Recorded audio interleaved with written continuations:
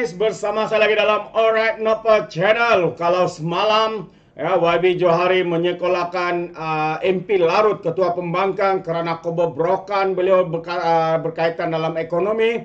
Ya, hari ini sekali lagi YB Johari, giliran Sadik Sipak Raga pula yang kena sekolahkan oleh YB Johari. Kenapa sahabat semua? Ya kita tahu MP Sadik Sipak Raga ini kita boleh nampak ya bagaimana cuba mahu menjadi hero dengan menyalahkan kerajaan, menyalahkan kepimpinan kerajaan hari ini, menyerang Datuk Seri Anwar Ibrahim secara terang-terangan sahabat semua. Namun apa yang dikatakannya itu pula ya ditempelak oleh YB Johari. Jadi tanpa buang masa sahabat semua, sekali lagi saya mau kita menonton bersama-sama video ini, bagaimana kononnya Sadik Sipak Raga ini mau jadi hero, tapi sendiri pula kena batang hidung sendiri. Itu dia. Sejujurnya, saya rasa misi dan visi Yang Berhormat Titi Wangsa berkenaan ekonomi agenda tu sangat jelas. Banyak baiknya juga. Saya dengar daripada isu rasionalisasi subsidi, pergantian kepada bantuan tunai.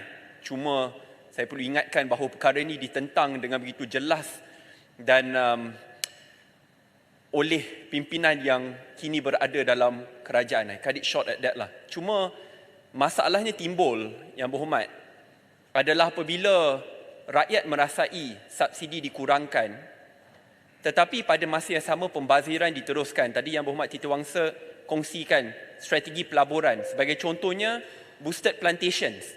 Yang apabila bermasalah, kini kerajaan perlu bail out 2 bilion ringgit bersertakan GG, Government Guarantee. Sebelum ini boleh divest, tetapi akhirnya kerajaan mengambil alih terus. Almost 100% share, dan ini merupakan pegangan LTAT. So bagaimana rakyat nak mengikat perut, merasai pengurangan subsidi, tetapi pada masa yang sama bail out masih berlaku dan pembaziran masih diteruskan. Terima kasih.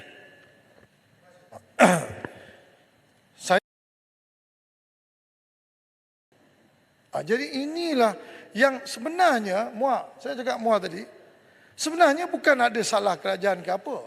Sebenarnya kita kena put back to basic. Pemahaman ini sangat penting. Kalau kerajaan melabur kerana strategic reason, then you keep that strategic reason, jangan pergi public listed company. Strategic reason. Alright? Kemudian you tak boleh sekejap private, sekejap public, lepas tu tak puas hati, public tak boleh buat apa, nak take over pula tak dapat 100%, masih lagi public, duit dah keluar banyak, tak boleh. You can't do that. So, apa yang saya nak tekankan, dah tiba masanya, kita tak boleh tengoklah yang kat belakang-belakang ni, kita go move forward. Forget about the past. Let's move forward, start a new one, then orang nampak benda ni baru. Kalau nak cerita siapa salah ni, tu saya ceritalah. Banyaklah kita boleh ungkit benda ni. So I already said enough on this. Saya rasa let's move forward. Let's kita tengok. Kalau benda-benda yang kita rasa dulu syarikat ni listed company dikontrol oleh LTAT. Satu lagi syarikat listed company dikontrol oleh PNB. PNB tak boleh tapi yang ini boleh. Yang itu boleh, yang itu tak boleh. Tak boleh. Dia kena ada standard. Jadi orang faham. Kalau tak boleh jangan pergi listing. That's it. Jadi kita pelabur pun confident dengan kita. Dan kemudian lagi banyak lagi fund akan masuk. Bila dana ni semua datang dalam negara kita, apa berlaku? Maka kita punya currency juga akan improve. Sebab dia datang, dia bukan bawa ringgit, dia bawa US dollar, dia bawa euro, dia bawa renminbi, dia bawa macam-macam currency. Tukar dengan ringgit, dia ringgit punya demand. So, I think kita kena tengok benda ni secara holistik. Tak boleh bila ada satu benda, kita ada masalah, firefighting. You cannot. So, and I believe both side lah.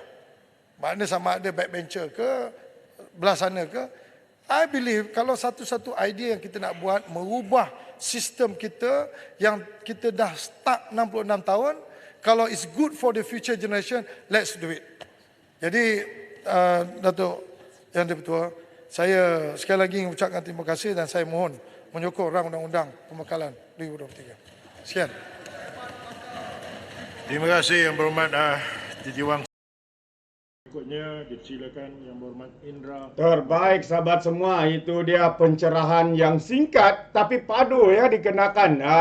Terkena batang hidung ya MP Muar ini, Sadik Sipak Raga yang tidak habis-habis dengan mengungkit perkara-perkara sebelum ini. Apa yang dikatakan oleh YB Johari kata bahwa semua ini kalau ianya adalah satu yang baik, ia harus diteruskan. Jangan lagi mengungkit perkara kononnya menyalahkan individu ini, kononnya menyalahkan pemimpin ini, ya seperti mana yang dilakukan oleh Sadik Sipak Raga. Jelas bahwa Sadik Sipak Raga ini memang meroyan, ya, suka sangat meroyan. Mungkin karena kecewa, ya, mungkin karena cuba untuk menjadi hero, mungkin karena cuba untuk mengambil hati rakyat di luar sana dengan menyerang kepimpinan pihak kerajaan hari ini, terutamanya Datuk Seri Anwar Ibrahim.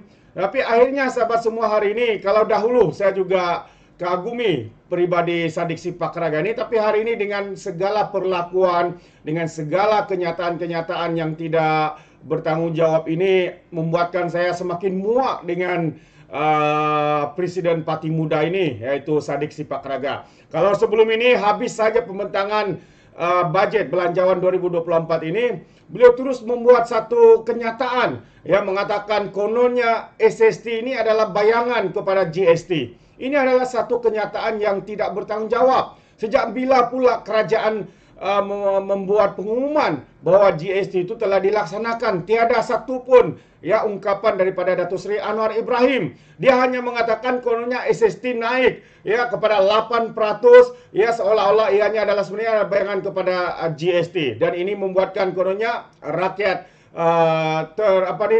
terhimpit dengan kenaikan 8%. Sedangkan sebenarnya sahabat-sahabat semua, dia tidak sebenarnya memberikan perincian, ya, tidak memberikan perincian kepada kenaikan 8% itu. Yaitu SST ini ada dua. Sekali lagi saya ulang, saya pernah sebut beberapa kali dalam konten saya bahwa SST ini ada dua. S itu ada dua, SST, ya, Sales Service Tax.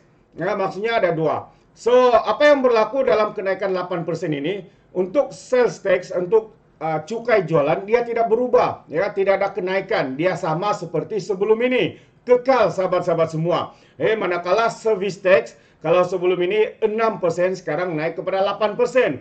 Itu pun dia ada pengecualian, ya, bukan semua barang itu naik 8%. Antara pengecualian yang diumumkan oleh Datuk Seri Anwar Ibrahim adalah makanan, servis, perkhidmatan makanan, minuman, telekomunikasi, ini adalah dikecualikan.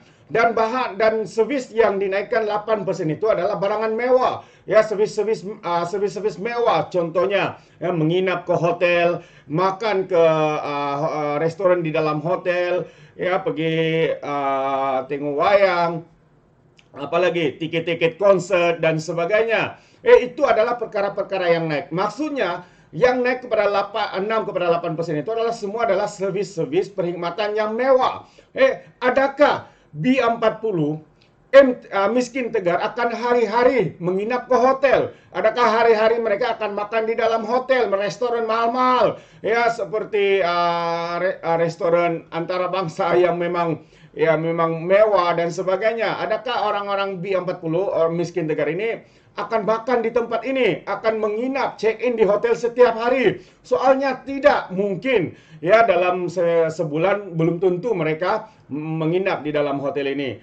Jadi maksudnya siapa yang menginap di dalam hotel ini? Mereka-mereka yang punya keuangan yang kuat. Mungkin juga mereka yang mempunyai pendapatan yang tinggi, sahabat-sahabat semua. Atau ya mereka adalah pelancong-pelancong yang datang ke Malaysia, menginap di hotel, makan di restoran yang mahal. So, ini antara perincian yang tidak dinyatakan oleh Sadik Sipak Raga ini. Jelas beliau cuba mengelirukan rakyat. Jelas beliau cuba memperbodohkan rakyat seperti mana yang dilakukan oleh MP-MP pembangkang yang lain daripada PAS dan juga Bersatu. Jadi kebobrokan inilah sahabat semua yang sebenarnya adalah satu cara mereka, modus operandi, ya, untuk menghasut rakyat, untuk membenci rakyat. Sehingga hari ini rakyat mula berkata-kata kononnya salam SST 8% dan sebagainya. Sedangkan mereka sebenarnya tidak memahami ya apa yang dinaikkan dari 6 ke 8% itu. Servis perkhidmatan cukai itu sebenarnya. Jadi inilah sebenarnya mereka cuba menjadi hero di depan mata rakyat, tapi sebenarnya mereka adalah zero, sahabat-sahabat. Itu pandangan saya. Bagaimana pula dengan Anda? Adakah Anda setuju atau tidak? Anda boleh berikan komen dalam ruangan komen.